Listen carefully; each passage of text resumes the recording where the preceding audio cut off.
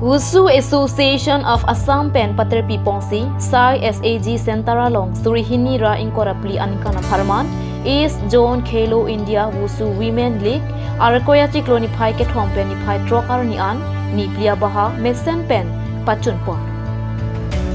Lasso Kachipatea Long, Assam along Ripanan Parta, Nagaland, Manipur, Mizoram, Arunachal Pradesh, Tripura, Sikkim, West Bengal, Apen Bihar along Ripen. Wushu kapatua tum nak cetong. Wushu kapatua bang piatum longri kepen bang paro pora bang ser kepra pli an parata bang thom kepra pho sai phu sai piatum nak cetong tu. Lasso kacipatia long Assam long riatum gold medal Grey Troxy, silver medal Grey pho lapen bronze medal ingkora ser kep kado kawe medal trokepra isian long dun pen first position ang deng Chepalong dun. Assam along ria Parman Karbi Anglong pen gang waitang bangket hom anong e Chepalong du. Nong e kilong du na bang piatum lake Sansau senior kacipatia long Rasmita Kemprai under 75 kg weight category along silver medal. Sansau sub junior along Serulika Bepi under 42 kg weight category along bronze medal. La Pentaulo sub junior kacipatia along Cleared therapy 7 position Chepalong dun pusi. Team coach Mohen Teron pen Kart News asemalong birata ng pali.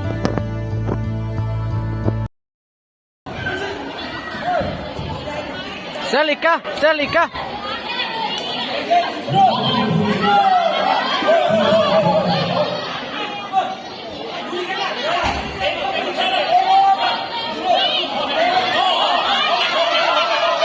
Wow! Selika. Good job.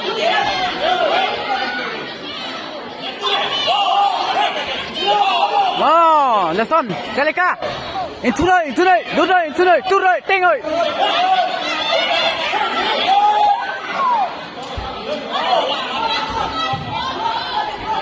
Selika. Second round lo. Wow! Misen.